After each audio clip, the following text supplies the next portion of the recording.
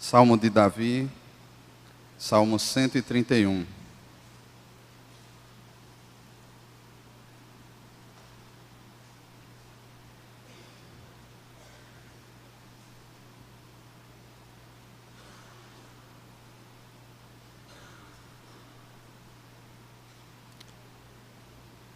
Salmo 131 nos diz assim a palavra do Senhor. Senhor, não é soberbo o meu coração, nem altivo o meu olhar. Não ando à procura de grandes coisas, nem de coisas maravilhosas demais para mim. Pelo contrário, fiz calar e sossegar a minha alma, como a criança desmamada se aquieta nos braços de sua mãe, como essa criança é a minha alma para comigo. Espera, ó Israel, no Senhor, desde agora e para sempre. Amém. Vamos ler todos juntos, irmãos? Senhor, não é soberbo meu coração, nem altivo meu olhar. Não ando à procura de grandes coisas, nem de coisas maravilhosas demais para mim. Pelo contrário, fiz calar e sossegar a minha alma, como a criança desmamada se aquieta nos braços de sua mãe, como essa criança é a minha alma para comigo. Espera, ó Israel, no Senhor, desde agora e para sempre. Amém. Amém. Esse é um salmo que faz parte dos cânticos de romagem, e os cânticos de romagem, eles são um conjunto de salmos que eles eram cantados à medida que o povo de Deus se dirigia a Jerusalém para adorar a Deus no templo. E os cânticos de romagem, eles tinham uma didática bem interessante. Praticamente, há duas coisas bem objetivas, dois aspectos bem objetivos que faziam parte desses salmos, desses cânticos de romagens. O primeiro deles era o aspecto onde, a partir do momento em que a gente canta a palavra de Deus, a gente recita a palavra de Deus, nós lembramos ao nosso coração sobre quem é Deus, sobre as obras de Deus, sobre quem nós somos como povo, enquanto povo de Deus, debaixo dessa aliança de Deus.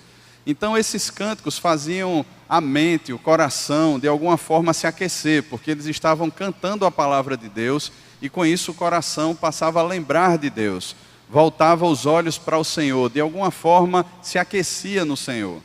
E a outra didática, ou o outro aspecto que faz parte desses salmos é que, à medida que eles cantam, eles animam e instruem aqueles que estão no caminho junto com eles. Então, à medida que eu canto a palavra de Deus, eu falo a palavra de Deus, existe de repente alguém que está fraco ao meu lado, existe alguém que perdeu a perspectiva de Deus, alguém que está desanimado, ou até mesmo crianças ou jovens que estão ainda sendo instruídos na palavra do Senhor, e ao ouvirem aquilo ali, Deus vai instruindo o coração deles, e muitas vezes até animando aqueles que estão desanimados nessa procissão, indo para o templo, para Jerusalém, para adorar a Deus. Então, esse salmo aqui é um salmo de Davi. Não sabemos ao certo quando ele foi escrito. Os estudiosos, os teólogos, comentaristas, eles não sabem com precisão quando Davi escreveu esse salmo. Entretanto, alguns, eles levantam como se fosse um tipo de suposição. E eles supõem que esse salmo ele foi escrito quando Davi ainda era pastor de ovelhas, quando, na verdade, Samuel já havia ungido Davi, mas ele ainda não havia assumido o trono de Israel. Ele ainda tem toda aquela vida dele normal, comum. Entretanto, Davi começa a alcançar algumas coisas diante de Deus. E isso que Davi começa a alcançar diante de Deus, e o próprio anúncio de que o povo falava sobre Davi, sobre quem era Davi, sobre algumas vitórias de Davi, principalmente depois de que Davi vence Golias, sem ser rei ainda. Aquilo gera no coração de Saul um tipo de inveja, um tipo de maledicência, mas Saul também comete atos contra Davi, e Davi chega diante de Deus então e ora esse salmo, e declara esse salmo, mais ou menos por aí, que é o que os comentaristas tentam fechar como sendo um tempo, um provável tempo em que Davi escreveu esse salmo. Esse salmo tem outra característica interessante, porque a maioria dos salmos eles são orações. são petições, contém petições e coisas do tipo. Mas esse salmo, na verdade, é uma declaração ou a declaração de uma realidade. Davi aqui ele não faz nenhum pedido a Deus, mas ele está expondo o que é o coração dele diante de Deus. Eu vi um comentário do pastor Augusto sobre esse salmo, e ele dizia que há muito tempo atrás, no período da reforma, pós-reforma, onde Calvino metrifica alguns salmos, e eles passam a cantar esses salmos em algumas igrejas, muitas comunidades não queriam cantar o Salmo 131, porque achavam que era impróprio para alguém cantar esse salmo como congregação. Porque, na verdade, há uma dificuldade muito grande no que diz respeito ao nosso coração. O nosso coração é um coração que muitas vezes se apega às coisas e às pessoas, e é um coração que, por natureza, é orgulhoso. Todos nós nascemos debaixo de pecado, e a natureza do pecado é essa, é o orgulho, é a pretensão de poder ter uma imagem própria, é a pretensão de poder não refletir a Deus, mas de refletir a si mesmo, de ser o detentor da sua vida, da sua vontade, dos seus próprios caminhos. Essa é a vaidade do coração. Então as pessoas ficavam olhando e dizendo assim, olha, mas quem não é soberbo de alguma forma?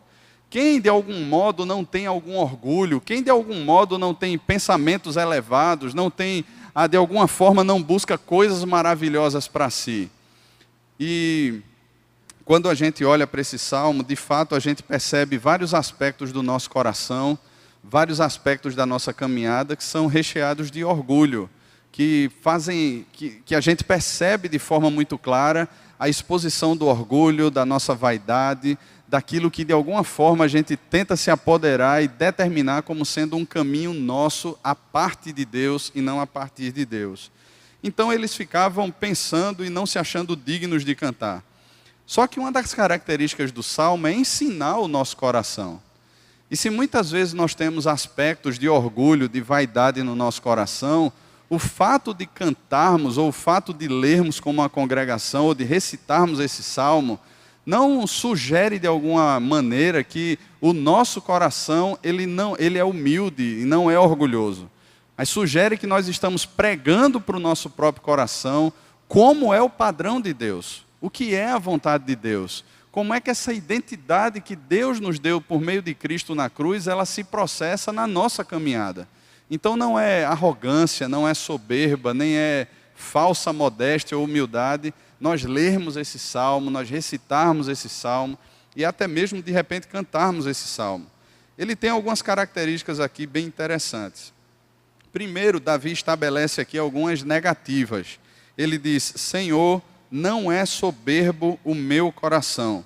Não é soberbo o meu coração. A questão de soberba aqui é literalmente autoexaltado. É alguém que se exalta acima dos outros. É alguém que se promove acima dos outros. É alguém que de alguma forma se coloca acima dos outros. Tá tudo bem aí, mano? Marcão, se tu puder vir aqui ajudar.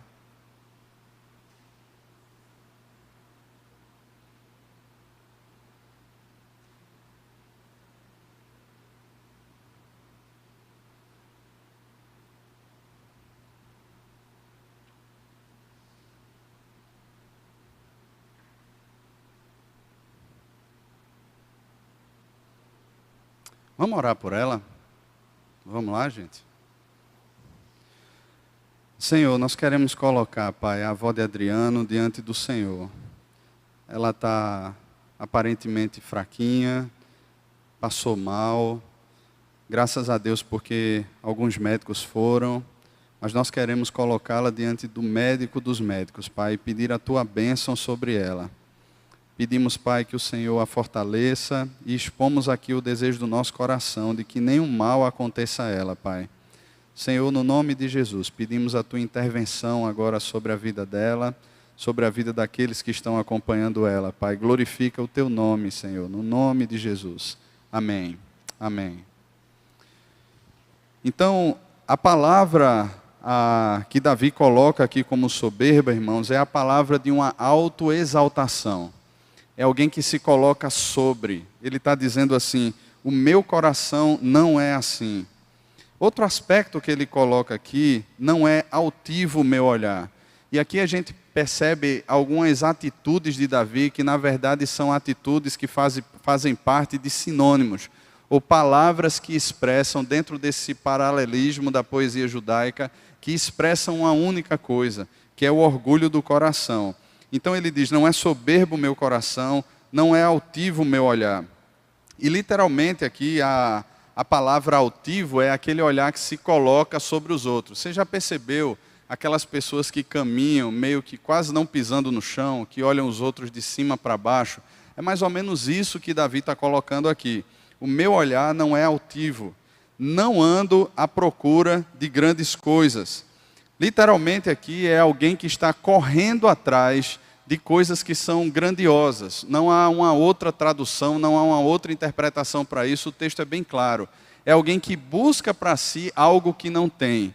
É um coração que é inconformado com as coisas que Deus tem dado, com aquilo que Deus tem provido e de alguma forma agora quer se apossar das coisas que não tem. São essas as grandes coisas.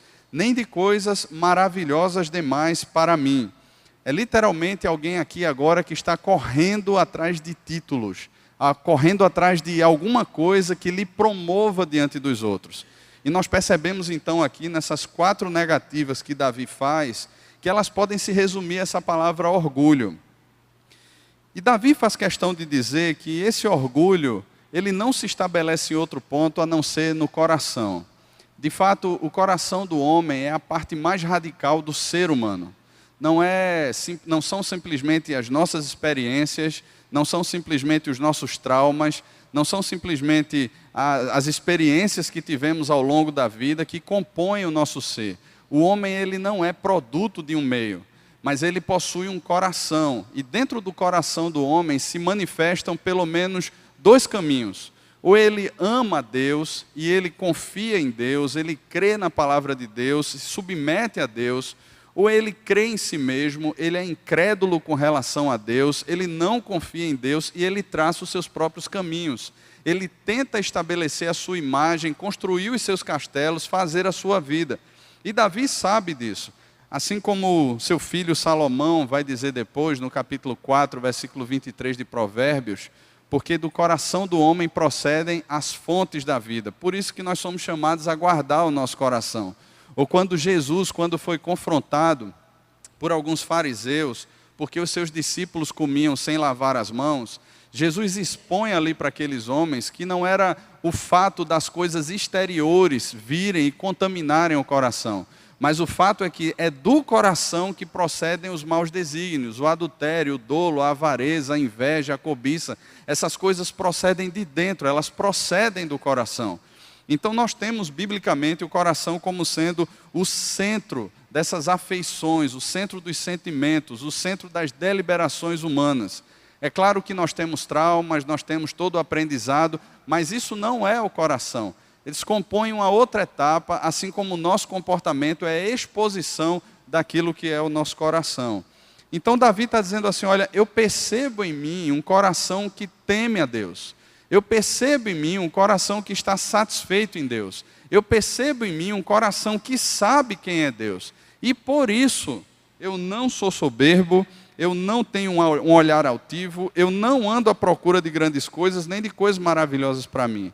Pensando aqui no versículo 1, eu concordo então com a observação de alguns estudiosos, que nesse sentido, Davi ele está exatamente naquele momento da sua vida, onde ele está, de certa forma, fugindo de Saul, porque Saul tem inveja, Saul quer matá-lo, por conta de todas aquelas circunstâncias, porque as pessoas cantavam, enquanto Saul matou seus milhares, Davi matou seus 10 milhares, e Davi ele tem por 2 vezes a oportunidade de tirar a vida de Saul, e ele não tira. E uma das vezes até, quando ele corta um pedaço da orla da veste de Saul, ele se arrepende daquilo que ele fez. Porque o que Davi tem ali nas suas mãos, ainda que as pessoas o instiguem a fazer o mal, Davi sabe que ele não pode tocar naquilo que é ungido por Deus, que ele não pode ir além daquilo que Deus está dando para ele agora, que ele não pode ultrapassar aquilo que Deus não está dando a ele.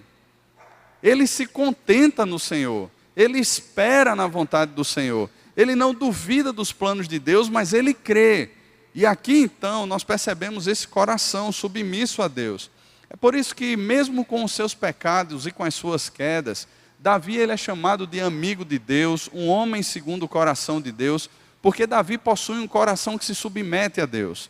E irmãos, isso é difícil demais nos nossos dias, porque todos os dias nós somos tentados a sermos conduzidos pelo nosso coração.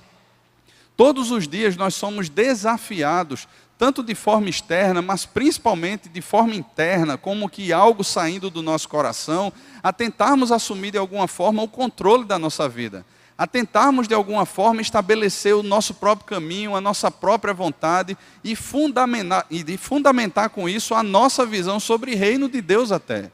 Pensamos que ou é por mim ou é contra mim, alguma coisa nesse sentido, nós não descansamos no Senhor, porque nós não temos um coração completamente entregue a Ele.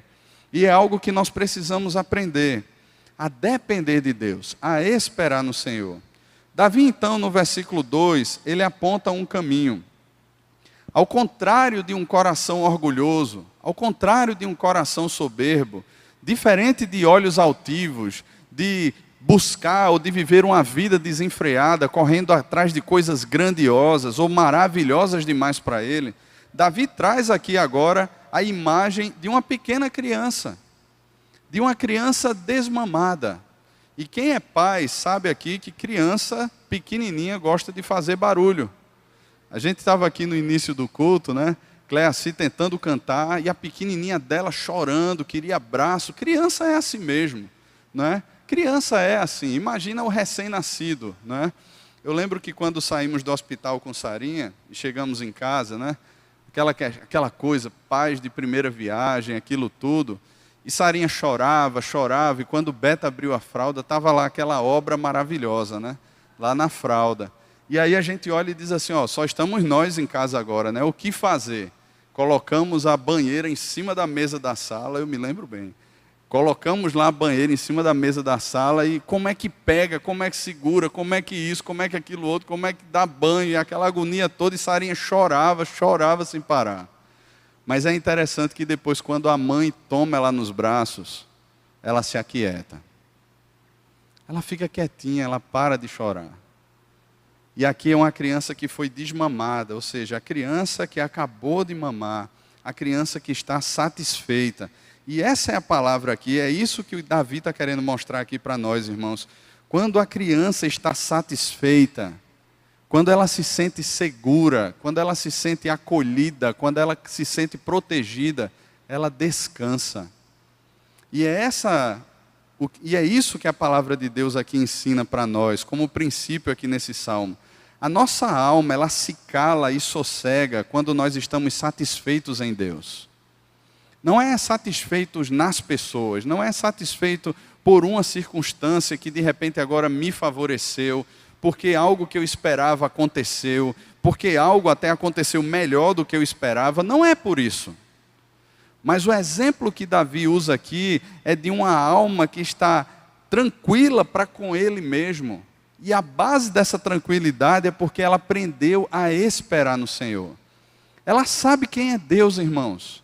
Essa alma sabe, esse coração sabe quem é Deus.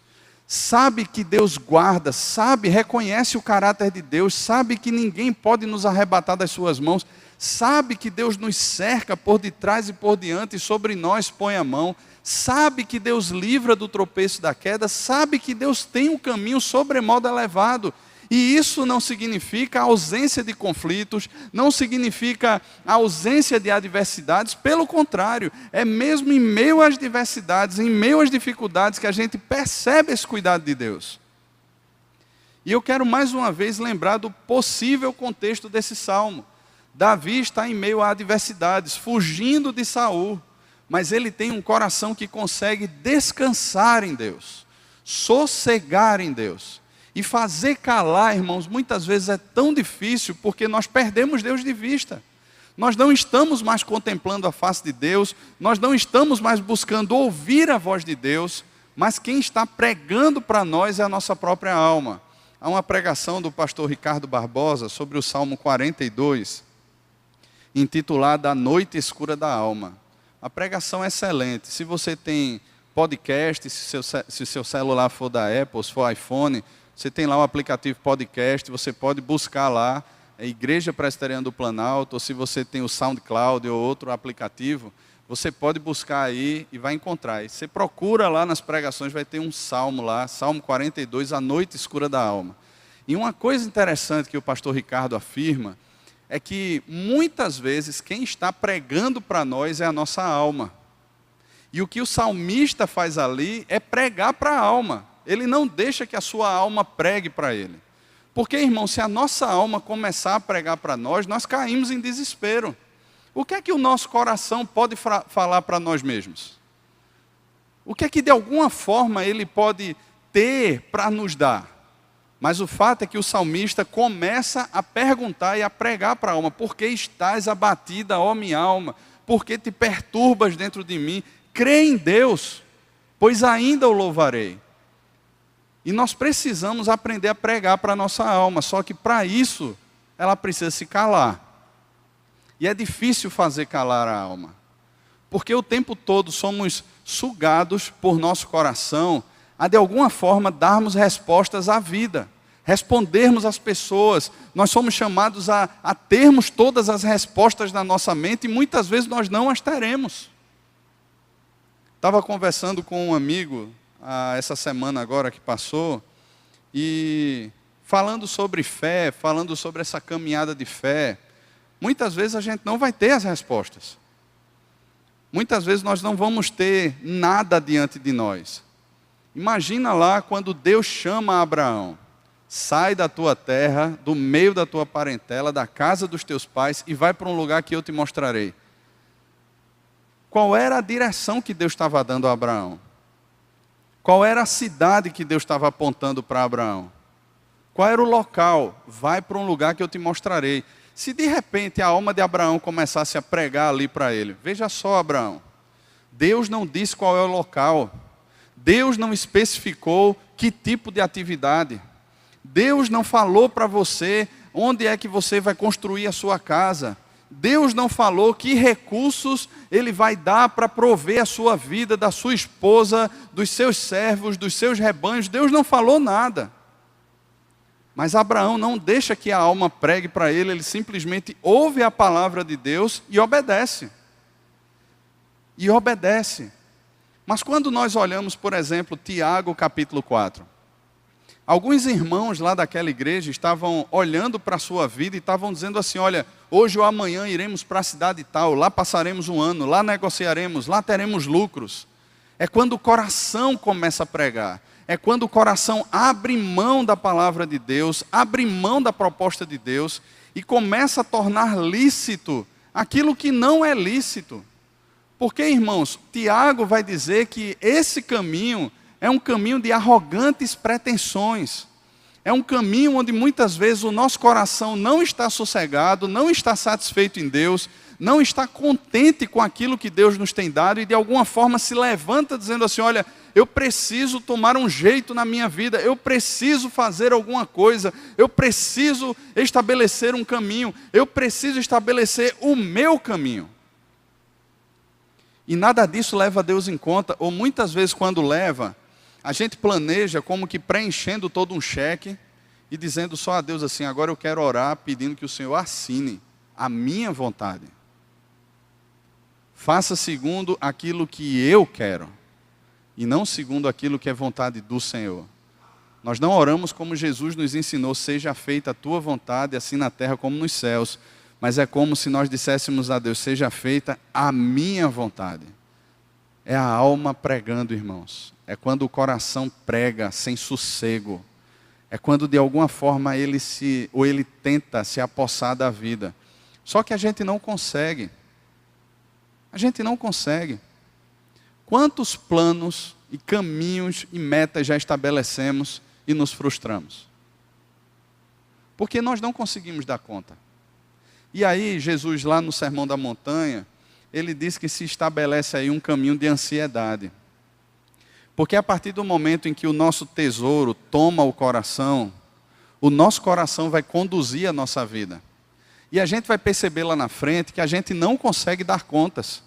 que os recursos que nós temos não são suficientes, que todo o nosso potencial não consegue responder às questões, não conseguem dar conta dos gigantes que muitas vezes vão se levantar, e nós afundamos, nós ficamos ansiosos, nós caímos muitas vezes em depressão, nós desenvolvemos uma série de outras coisas, porque nós não damos conta.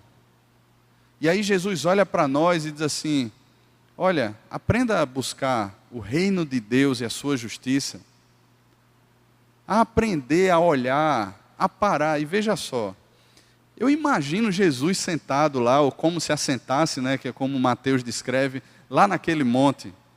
E Jesus dizendo assim: olha as aves dos céus. Irmãos, eu imagino que tinha muita gente ansiosa ali. E para a gente que está ansioso, para a gente que quer resposta na hora, quem quer olhar passarinho voando? Para a gente que está ansioso, para a gente que quer resposta na hora, quem quer parar para olhar planta? Quem quer parar? Quem quer gastar tempo?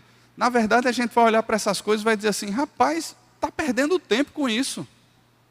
Mas há uma didática de Jesus nisso aí, porque Jesus está dizendo a eles assim: olha, elas não semeiam, mas o Pai as alimenta, Ele cuida delas. Olha, nem Salomão em toda a sua glória se vestiu como um lírio desse do campo. Jesus está trazendo exemplos simples, coisas que estavam à vista daqueles homens ali naquele monte, que não eram estranhas para eles, assim como não são estranhas para nós. Mas muitas vezes, irmãos, o nosso coração está gritando tanto dentro de nós, a nossa alma está pregando tão alto para nós, que nós não conseguimos aquietar o nosso coração, contemplar Deus, perceber as coisas de Deus, e como Deus tem cuidado de todas as coisas. E de repente, daqui a pouco a coisa se resolve, e os lírios continuam lá, e as aves continuam lá, e o nosso coração continua onde? Porque se nós aprendemos a contemplar o soberano cuidado de Deus sobre as mínimas coisas, irmãos, Jesus olha e diz assim: o que é a vida de vocês? Olha, será que o Pai que tem cuidado dessas coisas não vai cuidar de vocês? Não vai prover o necessário para vocês? Ou quando Paulo, lá na sua carta aos Filipenses, ele chama a atenção para nos alegrarmos no Senhor. E a palavra alegria, ela tem a mesma raiz para contentamento ou satisfação. Paulo está dizendo: alegrai-vos no Senhor. Outra vez vos digo, alegrai-vos. E quando ele chama a atenção da igreja com respeito à ansiedade, ele trata o coração da igreja nessa alegria do Senhor, nessa satisfação em Deus. E aí, quando a gente apresenta a Deus, porque nós voltamos a crer em Deus, não de forma teórica, mas porque temos experimentado essa paz, nós passamos a depositar diante de Deus, por meio da oração, da súplica, com ações de graça, as nossas petições, aquilo que aperta o nosso coração, aquilo que de alguma forma nos oprime, nos puxa para assumir ou tentar assumir o controle da vida e nos levar para um caminho onde a gente vai afundar ainda mais. Nós percebemos quando entregamos a Deus o cuidado de Deus como uma sentinela armada à porta do nosso coração, guardando o nosso coração. E essa paz de Cristo que excede todo entendimento passa a ser como um guarda armado a proteger o nosso coração, a livrar o nosso coração. Irmãos, Davi aprendeu a sossegar e a calar a sua alma. Davi aprendeu que quem prega a alma é Deus. E aquilo que faz calar a alma é a palavra de Deus. Como nós vimos hoje pela manhã, aqueles discípulos no caminho de Emaús, tristes, sem expectativa, sem esperança. E quando Jesus começa a expor as escrituras para eles, à medida que Jesus vai falando, o que eles relatam depois é que o coração deles ardeu. O coração deles estava aquecido por ouvir a palavra de Deus. E depois, quando Jesus parte o pão e dá graças naquele momento, as escamas caem dos olhos e eles percebem que é o Senhor. E eles agora estão em paz. E eles correm para Jerusalém para encontrar com os apóstolos e dizer: nós vimos o Senhor. Porque o coração está em paz, voltou a contemplar a face de Cristo, voltou a ver Deus. E é algo que nós precisamos aprender, irmãos. Eu sei que é difícil. Muitas vezes eu saio para caminhar, ou eu saio para fazer alguma coisa, para tentar de alguma forma ouvir Deus. Mas até que eu comece a perceber, a orar e ouvir Deus, parece que o meu coração grita, grita, grita, não para de gritar e demora muitas vezes. Mas nós temos que aprender esse caminho de não deixar com que o coração pregue para nós, mas de pregar a palavra ao coração, de abrir as escrituras e falar ao coração, porque o que o nosso coração prega, se for a parte das escrituras, é mentira, irmãos. É mentira, é engano, porque toda a verdade é definida a partir das escrituras. Existe sim verdade absoluta, não são conceitos genéricos, não são padrões genéricos, não é uma verdade que é definida por cada um, mas é uma verdade absoluta contida nas Sagradas Escrituras.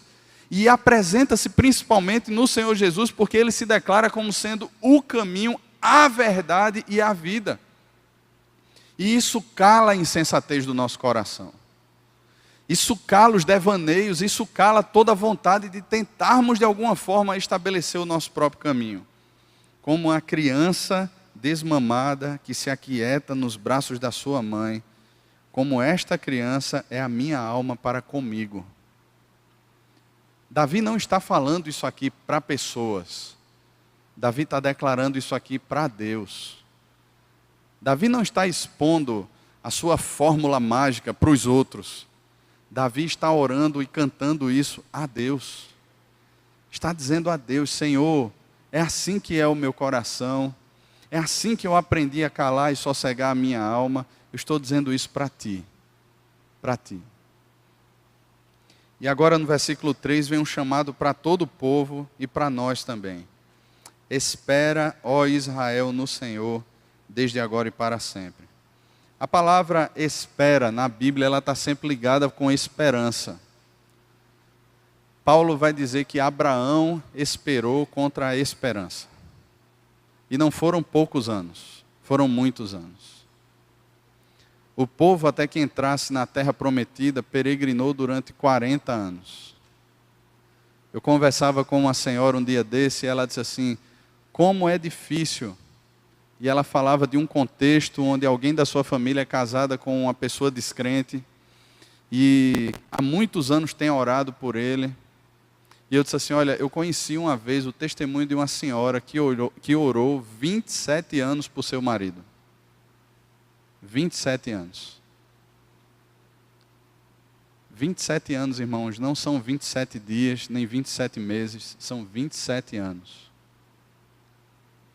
Muitas vezes os pais oram anos por seus filhos. Muitos anos. Muitos anos.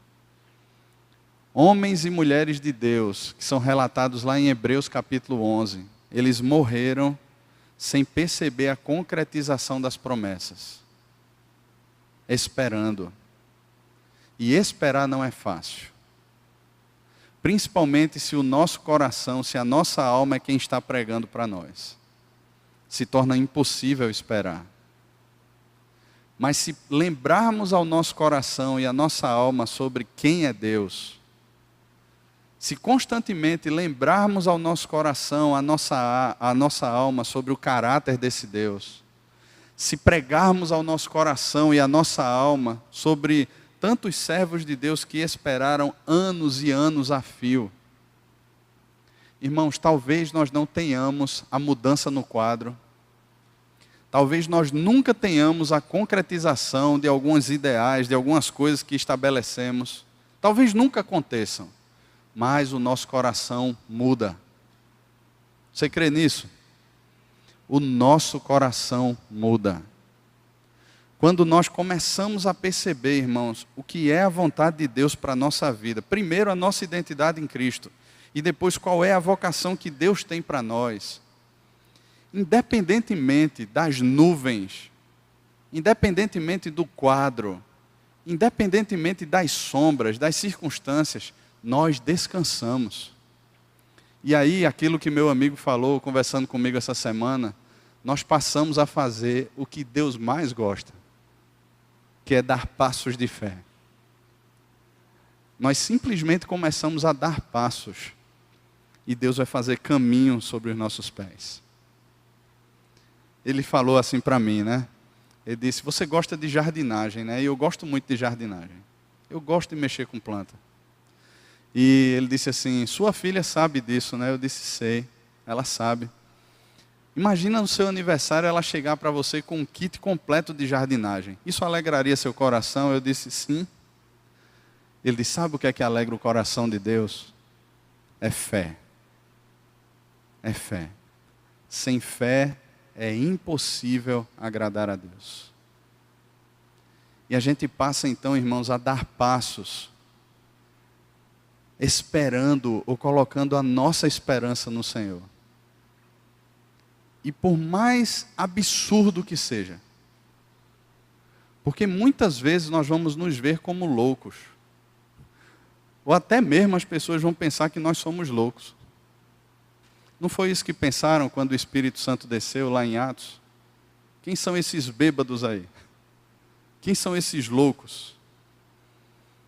Mas sabe, irmãos, é exatamente isso que o Evangelho é para aqueles que se perdem. É loucura. Porque para nós é o poder de Deus. É o poder de Deus. Esperar, confiar, viver uma vida de fé, tendo a plena convicção de que é Deus quem dirige todas as coisas.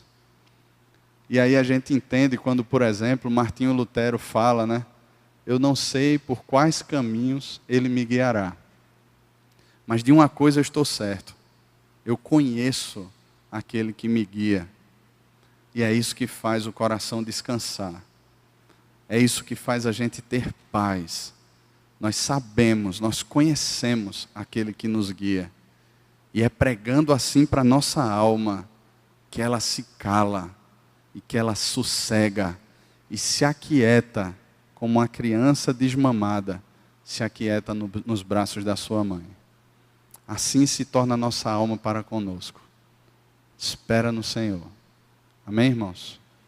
Vamos orar? Feche os seus olhos, curve a sua cabeça.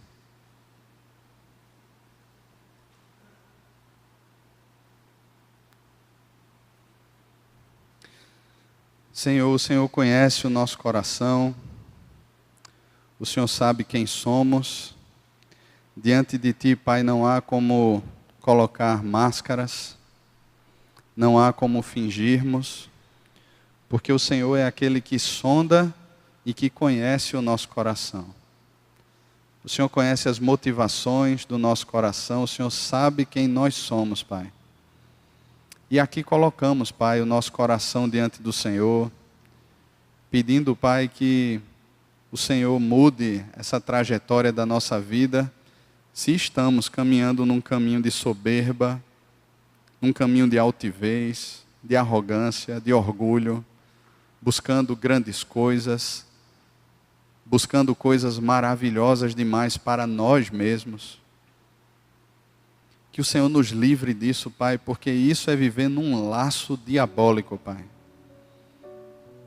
Mas que o Senhor nos dê um coração que prega para a própria alma, que abre a Tua palavra e grita para a própria alma, que expõe a Tua palavra com clareza para a própria alma, e que então passa a descansar no Senhor, que aprende a esperar no Senhor.